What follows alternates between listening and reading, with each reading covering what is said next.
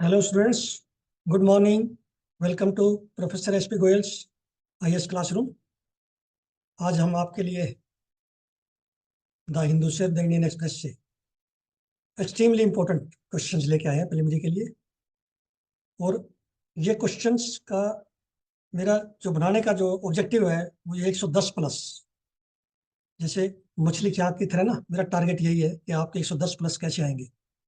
आज इतनी political news थी दोनों न्यूज़पेपर में कि मुझे कोई क्वेश्चन नहीं मिल रहा था, लेकिन 2-3 घंटे के बाद माथा पीछी करने के बाद फिर मैं ये क्वेश्चन निकाल गया। आप क्वालिटी देखना क्वेश्चंस की, आपको इंडिया में कहीं नहीं मिलेगी।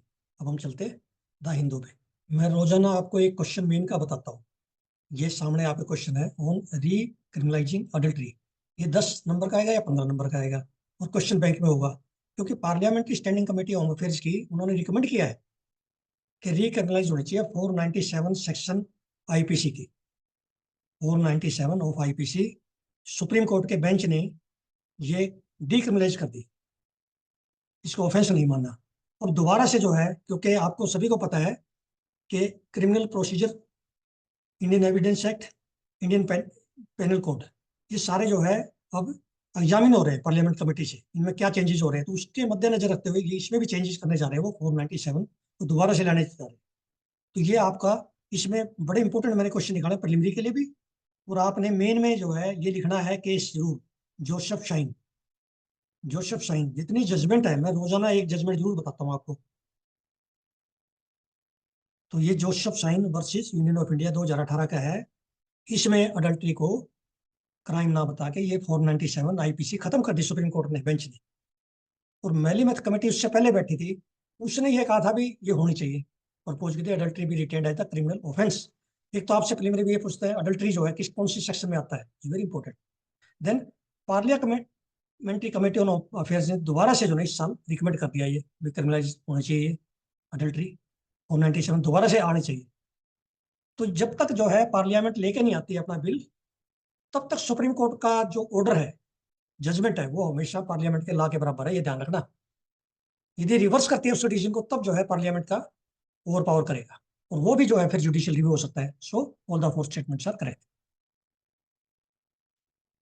और ये पुनः देखिए, जोसेफ शाइन केस में जो है ये as struck off section 497 of IPC, ये आपके प्रिलिमिनरी में और मेन में दोनों में आ सकता है, क्वेश्चन बैंक में जरूर है। Then statement 2 is adultery is not a crime. Yes, ये आप देखिए both the statements are correct, but statement 2 is the correct explanation of statement 1, ऐसे देखना आपने। अब ये वर्ल्ड मीडिया समिट कहाँ हो रही है, ये स्टेट सर्विसेज में कई बार पूछ लेते हैं, ये चाइना में हो रही है। देन ये देखिए कितनी छोटी सी न्यूज में, वर्ल्ड न्यूज से साइड में थी, आपको नहीं नजर आएगी। जो कैंडिडेट बहुत क्रिटिकली पढ़ते हैं अखबार को वही इसको देख सकता है। एक तो इससे ये पता चलता है, सबसे ऊपर लिखा है Caracas is the capital of Venezuela. Venezuela का किसके साथ डिस्प्यूट है, ये आपको पता होना चाहिए। ये आपके कई बार 2 नंबर में एक स्टेटमेंट दे देते हैं पेयर में, इसका किसके साथ डिस्प्यूट है। गुयाना के साथ है, ये भी साउथ अमेरिकन कंट्री है, इसके साथ लगता है, इसके बॉर्डर लगते हैं। ये रेफरेंडम करा रहा है, ये डिस्प्यूट गुयाना की टेरिटरी हमारी है। तो कितना इंपॉर्टेंट क्वेश्चन देखिए, Venezuela claims land of west of Essequibo river. Essequibo river है, उसके वेस्ट में जो है ये कह रहा है लैंड हमारी है, वेनेजुएला कह रहा है, और गुयाना के साथ इसका डिस्प्यूट है। कितना इंपॉर्टेंट देखिए। तो both the statements are correct, but statement two is not the correct explanation of statement 1। अब ये साइंस पेज है, इसको कोई नहीं पढ़ेगा, मतलब 99.9% नहीं पढ़ेंगे, और 1.1% इसको नजर मारेंगे भी हाँ ये है आर्टिकल। इसको ध्यान करो, जीन सिक्वेंसिंग, जीनोम सिक्वेंसिंग बहुत इंपॉर्टेंट है, कभी भी इस पे क्वेश्चन आ सकता है, पहले आ गया दोबारा भी आ सकता है। अभी क्वेश्चन मैंने निकाला साइंस पेज का आखिरी है ये हिंदू में। क्वेश्चन देखिए, इंडिजन आ जाता है, ये pilot project of gene sequencing in India, India की है जीन सिक्वेंसिंग की प्रोजेक्ट है। अब आपको नहीं पता चलेगा, उसमें 4 ऑप्शन दे देंगे इंडिजन पे, आपका गड़बड़ हो जाएगा। बिल्कुल सिंपल क्वेश्चन है, लेकिन वहां मुश्किल हो जाएगा। Decode effort and improve our understanding of genetic and rare. Decode भी जीन सिक्वेंसिंग की ही एक जो इनिशिएटिव है, जो जेनेटिक और रेयर डिजीज का पता चल जाता है इससे। Then decode is gene sequencing initiative. Yes, 100 के जीनोम, ये मैं बहुत बार बता चुका हूं आपको, कई बार आ चुका है मेरे क्वेश्चन में। It was last in the UK for gene sequencing 100 के genome. It's a project. So all the four statements are correct. This is the most important question for your next film. अब ये cyclone Michaung देखिए अभी कल आया है, it struck in bay of Bengal. Yes, अब ये आज फ्रंट पेज पे था कि नोटा से कम वोट आए हैं आम आदमी पार्टी को फ्री स्टेट में, और बीजेपी को जैसे तेलंगाना में लिखा था। इसका मतलब ये नहीं है कि उनकी कोई, इससे कोई फर्क पड़ गया, इससे कोई फर्क नहीं पड़ता। विनिंग और लूजिंग में कोई फर्क नहीं है। SC has scraped use of NOTA option in Rajya Sabha election, ये तो आपको पता होना चाहिए। सुप्रीम कोर्ट ने इनडायरेक्ट इलेक्शन जहाँ भी है, चाहे वो प्रेसिडेंट का है नोट और राज्यसभा का है, उसमें नोटा नहीं चलेगा। नोटा खत्म कर दिया सुप्रीम कोर्ट ने। अब ये पूछ लेते हैं इलेक्शन कमीशन ने खत्म किया या सुप्रीम कोर्ट ने, तो आपको ये क्रिटिकली पढ़ना है। NOTA option was prescribed by ECI in 2013, नहीं इलेक्शन कमीशन ने नहीं बल्कि सुप्रीम कोर्ट ने 2013 में लागू किया इसको। तो NOTA option is meant only for universal adult suffrage and direct election, yes ये सिर्फ डायरेक्ट इलेक्शन के लिए, इनडायरेक्ट में नहीं है। Then NOTA does not give right to reject too, ये रिजेक्ट का राइट नहीं देता, ये सिर्फ आपका ये बताता है आप कैंडिडेट को लाइक नहीं करनी। सो पार्टी को अच्छे कैंडिडेट खड़े करने चाहिए। सपोज नोटा के जो है, जो विनिंग कैंडिडेट है उसके वोट कम हो जाते हैं नोटा से, कोई बात नहीं, चाहे उसका एक वोट ज्यादा आ जाए लूजिंग से, लूजर से, वो विनिंग होगा। नोटा का उस पर कोई असर नहीं विनिंग और लूजिंग पे। So only 3 statements are correct. अब ये स्पोर्ट्स में भी क्वेश्चन आने लगे पिछली बार, क्योंकि ये आपका 2023 का पेपर में सामने रखता हूँ 4-5 घंटे जब पढ़ता हूँ हमेशा, ताकि बिल्कुल उस पैटर्न पे क्वेश्चन बन जाए सारे। अब ये जो ये वैशाली रमेश बाबू, ये सिस्टर है प्राग, ये मैंने कल भी क्वेश्चन दिया था, कि ये भी ग्रैंड मास्टर बन गई।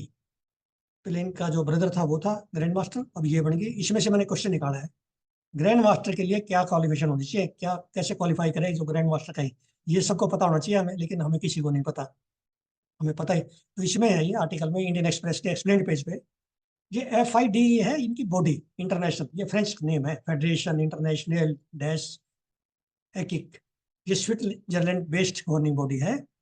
ये कंट्रोल करती है पूरे इंटरनेशनल चेस को। तो इसमें 2500 स्टैंडर्ड रेटिंग है, यदि वो मिल जाते हैं क्लासिक या स्टैंडर्ड रेटिंग, तो वो ग्रैंड मास्टर बन जाता है या बन जाती है। ठीक है, इसी तरह दूसरा है चेस में +3 ग्रैंड मास्टर नोम जोड़े, +3 grand master norms are required to qualify grand master. Then you all know Vaishali Ramesh Babu, she sister of Pragg, ये अब जो है इसने क्रॉस कर लिया, इसलिए इसको ग्रैंड मास्टर बनाया 2500 पॉइंट। ठीक है, और FIDE मैंने बताया आपको स्विट्जरलैंड बेस्ड बॉडी है, not USA। So only 3 statements are correct. ये सिंपल सी जो है रोजाना न्यूज आती है फिलीपाइन और चाइना के, चाइना साउथ चाइना सी पे रोजाना आती है, लेकिन मैं इसका कोई क्वेश्चन नहीं छोड़ता। आप देखना बहुत क्वेश्चन निकाले मैंने आज भी, ये नया क्वेश्चन है, जितने पहले निकाले उनसे नया है। ये पिक्चर देखो आप पहले तो, Whitsun Reef, Whitsun Reef in disputed water of South China Sea, ये आपका क्वेश्चन है प्रिलिमिनरी का सीधा सा। विट्सन रीफ, और एक है जूलियन फिलिपे रीफ, जो कि पालवान आइलैंड में है, उसके वेस्ट में है। तो ये दोनों जो रीफ हैं ये साउथ चाइना सी में है। ये 2 नंबर का क्वेश्चन आ गया, तो इसको जो 99.9 बताता हूँ ना वो नहीं कर पाते। पहले 25 में है, जो कोई भी टच नहीं करता वो क्वेश्चन है, इतना इंपॉर्टेंट है। देखिए सिंपल सा क्वेश्चन है, यदि आपने पढ़ा तो इससे आसान क्वेश्चन नहीं। दोनों जो रीफ है ये साउथ चाइना सी में, वो यूनियन बैंक, ये यूनियन बैंक बैंक वाला नहीं है, हमारा यूनियन बैंक नहीं है, ये यूनियन बैंक ये रीफ है, रीफ ऑफ यूनियन बैंक है ये, एक बार पूछ लेते हैं प्रिलिमिनरी में। अब ये क्वेश्चन मैंने साइंस पेज से निकाला है, the most important question for me today. Methane gas आपको सभी को पता है ग्रीन हाउस गैस है, लेकिन हमें सारी बात नहीं पता होता क्योंकि हम क्रिटिकली नहीं पढ़ते हैं, छोड़ देते हैं बस मीथेन पढ़ के green house gas, believe it to the god. अब देखिए आगे, ये क्वेश्चन देखिए, इसमें इसी में लिखा हुआ इस आर्टिकल में, it has greater global warming potential than carbon dioxide. Global warming potential होता है कितनी ये पोटेंशियल है कार्बन डाइऑक्साइड से। ये आपकी शंकर IAS की जो एनवायरमेंट किताब है ना, उसमें बहुत बढ़िया टेबल है, उस टेबल को आपने याद रखना है। मैंने उस टेबल को 8-10 बार पढ़ा है, बहुत अच्छी टेबल है इस पे, GWP पे। Then if carbon dioxide has a GWP 100 of 100 years, तो इनका लाइफ स्पैन लेते हैं। देन मीथेन का 28 है, नाइट्रस ऑक्साइड है 265, और सल्फर हाइड्रोफ्लोराइड है 23,500। इसका मतलब क्या हुआ, मीथेन 28 टाइम पोटेंट है कार्बन डाइऑक्साइड से, नाइट्रस ऑक्साइड 265 टाइम है। ये कई बार आपको इंक्रीजिंग डिक्रीजिंग ऑर्डर में पूछ सकते हैं ग्रीन हाउस गैस, देखो कितना बढ़िया क्वेश्चन अलग से निकल गया। Then methane is a short lived climate pollutant, ये करीब करीब मेरे ख्याल 10 साल में खत्म हो जाती है। Then sources of methane emission, ये आपको नहीं पता, मुझे भी 1-2 फालतू अभी पता चला है। कैटल फार्मिंग, ऑलराइट, मैंने पहले भी बताया आपको। लैंडफिल्स, जहाँ पे पानी भरा रहता है वहां से मीथेन निकलती है एनारोबिक कंडीशन में। Then waste water treatment facilities, ये मुझे नहीं पता था पहले, आज पता चला first time. Waste water treatment facilities में मीथेन निकलती है। देन फ्लडेड राइस, जब राइस की कल्टीवेशन होता है, ट्रांसप्लांट नहीं करते, फ्लडिंग होती है, वहाँ एनारोबिक कंडीशन होती है, वहाँ भी निकलती है। वेटलैंड में निकलती है, और सम इंडस्ट्रियल प्रोसेसेस में निकलती है। कितने हैं, इसका अलग से भी क्वेश्चन बन सकता है, एक चौथी स्टेटमेंट का, दूसरी स्टेटमेंट का एक क्वेश्चन बन सकता है पूरा। तो ये ऐसे स्टेटमेंट आपके एक एक मिल गई तो आपके, मुझे उम्मीद है कि 15-20 मार्क्स मैं आपके बढ़ा दूंगा। So all the four statements are correct. Dear students, आप ये देखिए अब, एक तो मीथेन पर जैसे मैंने क्वेश्चन निकाला, एक साइंस पेज में जीन सिक्वेंसिंग पर निकाला, दो ये साइंस पेज से निकाले, और आपका 2-3 क्वेश्चन हो रहे हैं। ये क्वेश्चन आपको आखिर तक, प्रीलिमिनरी तक नहीं, तो इस वीडियो को आप ज्यादा ज्यादा शेयर करें। और मैं देख रहा हूँ कि मैंने कल भी बताया था कि बड़ी ब्रांडिंग मल्टी बिलियन जो इंस्टीट्यूट है, उनके 10,000 एक दिन में सब्सक्राइबर है, व्यूवर है। और मेरे व्यूवर देखिए आप 200-300 रहते हैं। क्वेश्चन मेरे 100 टाइम बेटर है किसी भी इंस्टीट्यूट से। क्योंकि आप देखिए, जो एक प्रोफेशनल जो पेपर सेटर रहा है, उसको पता है कि यूपीएससी क्या चाहती है। मैं पेपर सेटर के हिसाब से पिछला साल के क्वेश्चन देख के पेपर सेट करता हूँ रोजाना। और 10 क्वेश्चन, आज तो मैं 5 ही डाल पाया क्योंकि पॉलिटिकल न्यूज थी, रोजाना मेरे टेलीग्राम चैनल पे। आपने सिर्फ, आज तो 1 ही मिनट लगेगी, 1 मिनट में वो सोल्व कर दो बस, आपके 2 नंबर भी बढ़ जाएंगे, तो 1 मिनट देने में क्या नुकसान है। So thank you dear students, कल फिर मिलते हैं इसी तरह के एक्सट्रीमली इंपॉर्टेंट क्वेश्चन प्रीलिमिनरी के लेके और मेन के। Thank you.